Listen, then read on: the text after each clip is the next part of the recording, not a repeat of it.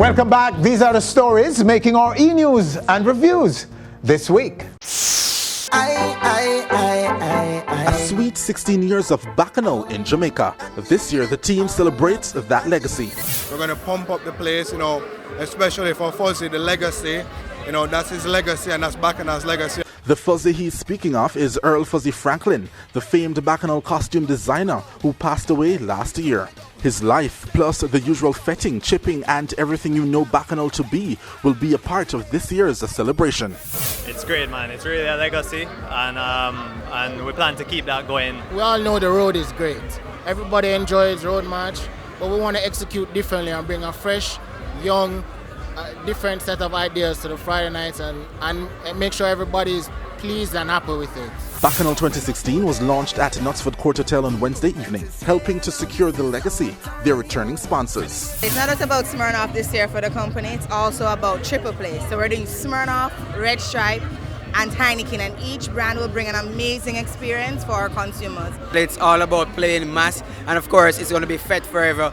Definitely the legacy of Fuzzy, we're definitely building something around Fed Forever and playing mass, and of course it's built around our new cable packaging, which is of course is digital play. There's no carnival without rum, and if you're going to have a good rum, it's going to be Appleton. With the Bacchanal team, with Michael and his team, we have always been there. Probably over 20 odd years we have been a part of it as the rum of Carnival. The Bacchanal 2016 series officially starts on Friday, February 12th with their weekly series and climaxes on Sunday, April 3rd with the massive road parade. Come out and to enjoy the original Bacchanal. This year we're going to be keeping it live. We're going to have new ideas. We're going to have different theme nights. We have 4 different people coming from overseas to present and to sing, so we're going to have a good time. Jamaica's West Side will not be left out of the Bob Marley celebrations this year as Tough Gong International stages the inaugural One Love Music Festival in Rose Hall, St. James, February 4 and 5.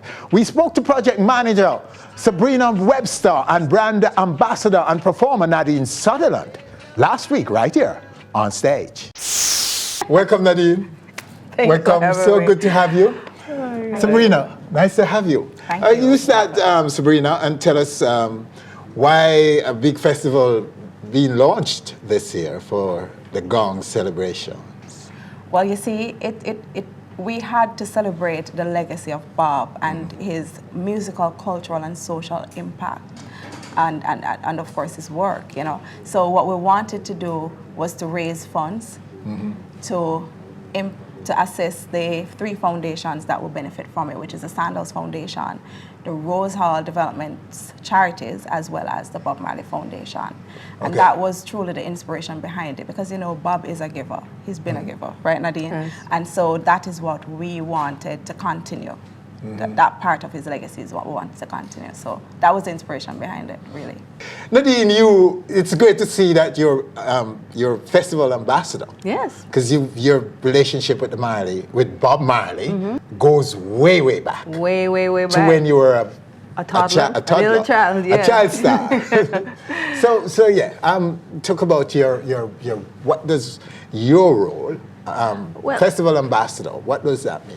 Well, I think I had a personal relationship with Bob. I don't know, some people know me from action, but those who know Nadine Sutherland would know that my starts was as a little girl before I hit high school and winning Tasty Talent Contest and being Bob's little protege before he transitioned. So my first song, I won Tasty, and then it was Starvation on the Land, A Young One Like Me, and it was really just like facilitated. Me now is a product of what Bob started.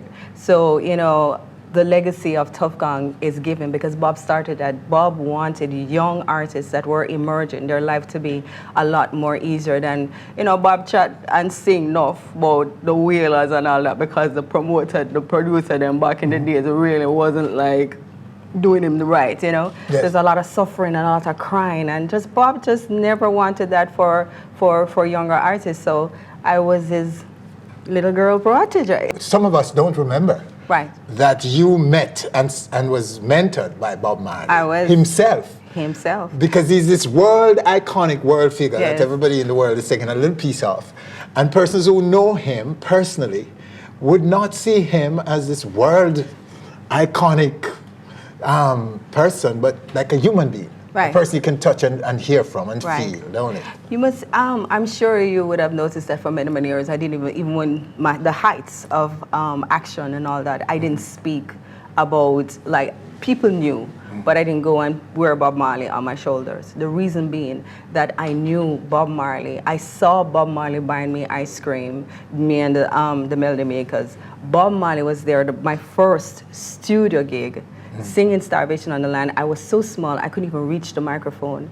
And Bob put me on a chair like this and was like, stop it, and then put me, I was too, so I knew Bob, and I felt almost like it would be sacrilegious for me to be exploiting somebody who basically I saw as, almost like a fairy godmother with me being the Cinderella. I really, that's how I saw him. Yes. And like now, my relationship with Bob is still there. It's the funniest thing. Even like in my adult life, when I went back to school and I was doing my master's, and I was like doubting myself whether to stay in the music industry. I was like, what am I meant to do? I've been in here for such a long time. People tired on my face, and you kind of just feel like wanting a new. I went to Bob Marley studio, Bob Marley 56 Pro, the museum, as a student. And as a student, I was reintroduced to my roots. As a student, I felt the spirit of Bob Marley there, because like hovering around me, it's so weird, and it's not like some, yeah. But that's how I felt. I was walking around and I was being reintroduced to everything that from I was a little girl, having memories, and I started to cry. And it's just like I felt Bob said, where I do? I mean, you know. Screwface Bob. He was like, connection, get back in there. You went in there as a student, As a musical student. No, a master's student. Right, as a child. And now you're back as a student studying in academia.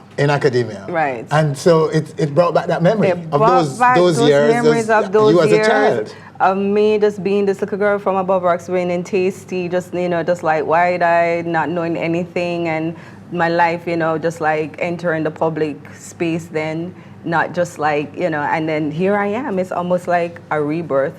Probably I was a little child and I had embraces. I said that was my second adolescence. A couple years ago when my mouth was just like wired. Yeah. So I said my second adolescence, you're just wandering, looking, I think it's kind of look awkward. Oh, Sabrina, I'm sorry, but this had to be said, because we're talking about Nadine Sutherland. I know. And talk about the festival. What's in it? So the festival will be a 2-day event. It starts on the 4th with the Black Tie Gala. That's a One Love Black Tie Gala. And that will be hosted on the lawns at the Great House in Rose Hall.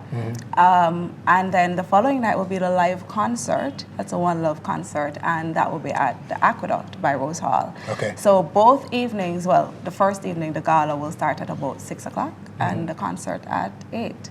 We ask for a charitable contribution of $220 US, and that will give you VIP access to the concert as well. Okay. And then for the concert, we'll start ticket prices at US $65 for adults, while children 5 to 12 will be US $10, and children under 5 are free because it is a family event. Sounds like a very intimate event. Well, the gala will be a very intimate event, for sure. We have all the persons on the lineup who will be in attendance, as well as other stars who have decided to give their support. And some of them are the star, apart from Nadine, of course. So we'll have Akon, Nico and Vince. We have Kimani Marley, Skip Marley, who is, rapidly rising. Oh, yes. He sounds just like Bob. Oh, looks like him too. Looks like looking him. boy. I know. And we also have Tessan Chin, we have Morgan Heritage, we have Tanto Metro and Devante doing a taxi review with Devin the Doctor and Sabrina Diva. We have IKEA. There's so many others that will be participating. But we're also doing a tribute, courtesy of Cranium to the late Jay Capri, who will be joined by Jamil as well to do this tribute. Yes. Wow. Yes. Quite a lineup. I know. Yeah. So for persons wanting to buy tickets now, what do they do? Tickets will be made available later this week at online through Caribtix. You can follow our Instagram page or our Facebook page, One Love Music Fest. That's numeral 1, Love Music Fest. And you'll see further details. But we'll also have it at Fontana Pharmacy for those persons who prefer to go face-to-face to purchase their physical tickets. That's right. Thank you so much, Sabrina. We're out of time, sadly. Thanks for having Nadine, us. Yes, so good to have you. so good to be back. Oh, yeah. All right, there you have it, another One Love Festival. This time in Second City, Montego Bay. Stick and stay right here on stage. Still to come, Half Pint tells how he destroyed Rebel Salute 2016. And in 2001, this artist went crazy. And now in 2016, a bashment gal wants to do it to him all over again. He'll be here to tell why. Black Cinderella veteran Errol Dunkley is celebrating a milestone and comes to our stage with the big youth in our music. All coming up right here on stage. We'll be right back.